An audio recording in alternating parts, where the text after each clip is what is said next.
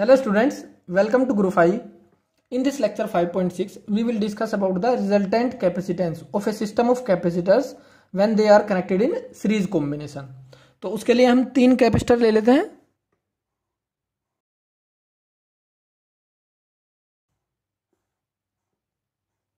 तो ये तीन कैपेसिटर है, इसकी कैपेसिटेंस C1, ये C2 और ये C3. इनको हमने एक बैटरी से कनेक्ट कर दिया जो है V वोल्ट की. सीरीज कॉम्बिनेशन का मतलब क्या है कि जो चार्ज फ्लो करेगा तीनों कैपेसिटर में क्या रहेगा, सेम. सो सीरीज का मतलब क्या है, same charge on all the capacitors connected in series. So इस पे अगर प्लेट पे प्लस क्यू चार्ज तो सामने वाली प्लेट पे माइनस क्यू, तो इस प्लेट पर प्लस क्यू और इस पर माइनस क्यू, इस प्लेट पर प्लस क्यू और इस पर माइनस क्यू चार्ज. तो इस तरह से होगा. अब क्योंकि कैपेसिटेंस अलग अलग है तीनों कैपेसिटर्स की और चार्ज सेम है, तो वोल्टेज क्या होगा इन तीनों कैपेसिटर के अक्रॉस, अलग अलग. तो सपोज मैंने C1 के अक्रॉस वोल्टेज ले ली V1, ये V1 है, इसके अक्रॉस वोल्टेज V2 और इसके across voltage V3. So total voltage हमने कितनी अप्लाई की, V. So V equal to कितना हो जाएगा, V1 plus V2 plus V3. अब हम अप्लाई करेंगे कैपेसिटेंस का फॉर्मूला. क्या होता है, Q equal to CV. Now we know Q equal to CV. So पहले वाले कैपेसिटर के लिए चार्ज कितना Q, कैपेसिटेंस C1 और वोल्टेज V1. दूसरे वाले कैपेसिटर के लिए Q equal to C2 V2 और तीसरे वाले कैपेसिटर के लिए C3 V3. V1 की वैल्यू क्या आ जाएगी, Q अपॉन C1, V2 की वैल्यू Q अपॉन C2 और V3 की वैल्यू Q अपॉन C3. सो उसको यहाँ पर पुट कर देंगे हम. सो V इक्वल टू आ जाएगा Q upon C1 plus Q upon C2 plus Q upon C3. इसको यहाँ पर पुट करने से अब इसमें से हम Q कॉमन ले लेंगे. सो ये आ जाएगा Q 1 upon C1 1 upon C2 plus 1 upon C3. Q को इधर ले जाएंगे तो इसको हम लिख सकते हैं 1 upon Q upon V, 1 upon C1 plus 1 upon C2 plus 1 upon C3. क्योंकि V ऊपर चला जाएगा तो ये बन जाएगा expression. So Q upon V क्या है, total charge upon total potential का ratio. So total charge upon total potential क्या हो गया, टोटल कैपेसिटेंस. या इसको हम ऐसे भी समझ सकते हैं, अगर इन तीनों कैपेसिटर की जगह हम एक कैपेसिटर लगा दें, ये ऐसे लगा दिया, इसकी कैपेसिटेंस कितनी C, ये वोल्टेज V. सो इस बैटरी के अक्रॉस हम कितनी कैपेसिटेंस का कैपेसिटर लगाए जिससे चार्ज कितना फ्लो करे, Q ही. जैसे उसमें तीनों कैपेसिटर ने कितना चार्ज फ्लो कराया, Q. सो ये अकेला कैपेसिटर में कितना चार्ज फ्लो कराए, Q. सो इस केस में Q इक्वल टू क्या हो जाएगा, CV. सो Q अपॉन V किसके बराबर, C. सो वही है इक्विवेलेंट कैपेसिटेंस. तो ये हो जाएगा 1 upon C1 plus 1 upon C2 plus 1 upon C3. अब अगर इसको जनरलाइज कर दे तो क्या हो जाएगा, 1 upon C equal to 1 upon C1 1 upon C2 1 upon C3 and so on. ऐसे लिख सकते हैं sigma 1 upon CI, where I equal to जितने भी कैपेसिटर हमने सीरीज में लगाए. इस तरह से हम इसको जनरलाइज कर सकते हैं, कितने भी कैपेसिटर लगाए. Current capacitance 1 upon C equal to 1 upon C1 plus 1 upon C2 plus 1 upon C3. इस तरह से.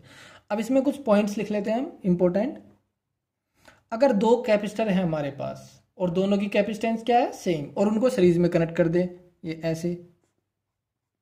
सपोज इसकी कैपेसिटेंस भी C0 और इसकी भी C0, तो इक्विवेलेंट कैपेसिटेंस क्या हो जाएगी, 1 upon C0 plus 1 upon C0. ये क्या हो गया, 2 अपॉन C0. तो C की वैल्यू क्या आ जाएगी, C0 बाई 2. अगर मैं तीन कैपेसिटर लगा दूं एक जैसे तो फिर कितनी आ जाएगी, C0 बाई 3. 4 लगा दूं आइडेंटिकल तो C0 बाई 4. तो इस तरह से हम इसको जनरलाइज कर देते हैं. If n capacitors each of capacitance C are connected in series, then equivalent capacitance कितनी हो जाएगी, C अपॉन N. सो जितने भी कैपेसिटर हम सीरीज में लगा देंगे उसी से डिवाइड कर दो तो इक्विवेलेंट कैपेसिटेंस आ जाती है। लेकिन ये तब है जब सारे के सारे कैपेसिटर्स क्या हो, सेम कैपेसिटेंस के। सपोज हमने 10 लगा दिए और हर एक की कैपेसिटेंस कितनी, 10, तो कितना हो जाएगा 10/10, 1 आ जाएगी कैपेसिटेंस। ओके, सो इससे हमें पता चलता है कि सीरीज कॉम्बिनेशन में जो इक्विवेलेंट कैपेसिटेंस है वो क्या हो जाती है, कम। क्योंकि 2 लगाएंगे तो 2 से डिवाइड करेंगे, 3 लगाएंगे तो 3 से डिवाइड, 4 लगाएंगे तो 4 से डिवाइड। तो इस तरह से सीरीज कॉम्बिनेशन में जो इक्विवेलेंट कैपेसिटेंस आती है वो हर एक कैपेसिटर से कम आती है। इसको ऐसे भी हम समझ सकते हैं आसानी से। जो ये एक्सप्रेशन है, अगर मैं इसमें C1 से मल्टीप्लाई कर देता हूं, करके देखो, C1/C इक्वल टू क्या आ जाएगा, 1 प्लस C1/C2 प्लस C1/C3, ऐसे ही आ जाएगा ये फॉर्मूला। सो इसको हम लिख सकते हैं C equal to C1/1 plus C1/C2 C1/C3, ऐसे चलता रहेगा। सो जो नीचे एक्सप्रेशन है वो 1 से ज़्यादा है तो ये वैल्यू क्या हो जाएगी, C1 से कम। तो ये हमने किसी भी कैपेसिटेंस के लिए लिया जो C1 है। अगर मैं C2 से मल्टीप्लाई कर दूं ऊपर नीचे तो फिर ये C2 से कम आ जाएगा, C3 से मल्टीप्लाई करूं तो C3 से कम। तो इस तरह से हम देख सकते हैं अगर हमने बहुत सारे कैपेसिटेंस सीरीज में लगा रखे हैं, ये है C1, C2, C3, C4, इस तरह से है ये कैपेसिटेंस। तो ये जो इक्विवेलेंट कैपेसिटेंस होगा इस कॉम्बिनेशन का वो C1 से भी कम होगा, C2 से भी कम होगा, C3 से भी कम होगा, C4 से भी कम होगा। सो इससे ये हम कंक्लूजन निकाल सकते हैं कि जितने भी कैपेसिटर हमने लगाए उनमें जो सबसे छोटा होगा कैपेसिटेंस उससे भी कम। एक बार और समझ लो जरा इसको, मैंने एक कैपेसिटर लगाया, इसका कैपेसिटेंस है 1 फैरड, एक दूसरा कैपेसिटर लगाया, इसका कैपेसिटेंस है 100 फैरड, एक कैपेसिटर लगाया जिसका कैपेसिटेंस है 10⁵ फैरड। ओके, अब जो इक्विवेलेंट कैपेसिटेंस आएगा वो इससे भी कम होगा, इससे भी कम होगा और इससे भी कम होगा। तो इन तीनों में सबसे कम कौन, ये, इससे भी कम। तो कैपेसिटेंस इक्विवेलेंट कितना होता है, जो सबसे छोटा कैपेसिटर होता है उससे भी कम। सो अगर हमें कैपेसिटेंस को कम करना होता है तो कौन सा कॉम्बिनेशन यूज करेंगे हम, series combination. So the equivalent capacitance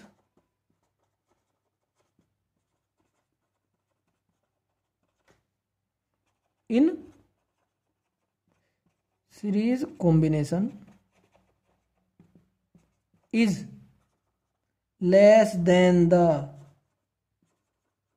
least capacitance।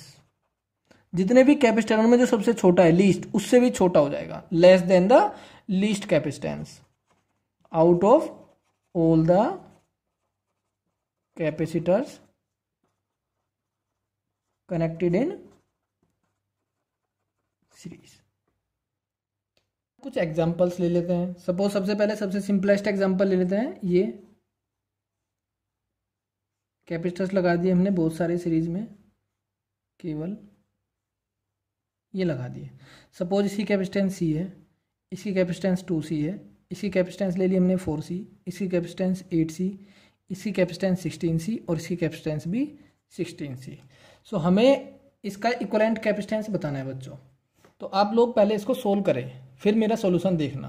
आप लोग अपने तरीके से करें, फिर इसमें देखना कि मैंने कैसे किया है। सो मैंने बताया है कि जब दो कैपेसिटर एक दूसरे के साथ सीरीज में कनेक्ट करते हैं और उन दोनों की कैपेसिटेंस हो सेम, तो इक्विवेलेंट कैपेसिटेंस कितनी हो जाती है, हाफ। तो जैसे दो कैपेसिटर है हमारे पास, ये इन दोनों को सीरीज में जोड़ देता हूँ, ये भी C, ये भी C, तो इक्विवेलेंट कितनी हो जाती है, C/2।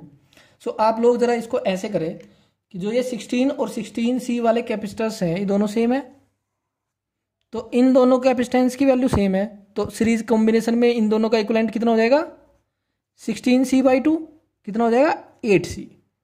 फिर ये 8C इस 8C के साथ सीरीज में है तो ये दोनों आइडेंटिकल है, फिर इन दोनों का रिजल्टेंट कितना हो जाएगा, 8C/2 4C। फिर इस 4C का 4C के साथ ये कितना हो जाएगा, 4C/2 2C। फिर 2C इस 2C के साथ C, फिर C के साथ, तो इक्विवेलेंट कॉम्बिनेशन का कैपेसिटेंस कितना आ जाएगा, C/2। इस तरह से आप थोड़ा सा सोच। अब अगला एग्जांपल ले लेते हैं। सपोज ये है हमारे पास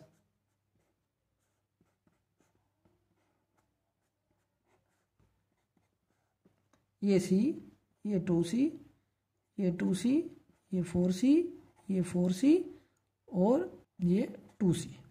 तो इसका इक्विवेलेंट कैपेसिटेंस बताना है हमें, तो इसको ऐसे कर सकते हैं, ये 4C और 4C मिला के कितना हो गया, हाफ 2c। अब 2c 2c 2c 2c ये कितने हो गए 4 एक जैसे, तो इन चारों का कितना हो जाएगा 2c/4 c/2। तो नया डायग्राम बना लो जिससे आप लोगों को दिक्कत ना हो समझने में। तो c बच गया और इन चारों का कितना हो जाएगा c/2। अब इक्विवेलेंट कैपेसिटेंस निकालने के लिए फॉर्मूला लगा दो 1/c इक्विवेलेंट सीरीज में 1/c + 1/c/2। सो ये हो जाएगा 1/c + 2/c। सो कितना हो गया 3/c। सो इक्विवेलेंट कैपेसिटेंस आ जाएगा हमारा c/3। अब नेक्स्ट लेक्चर में बच्चों हम डिस्कस करेंगे equivalent capacitance of system of capacitors when they are connected in parallel combination.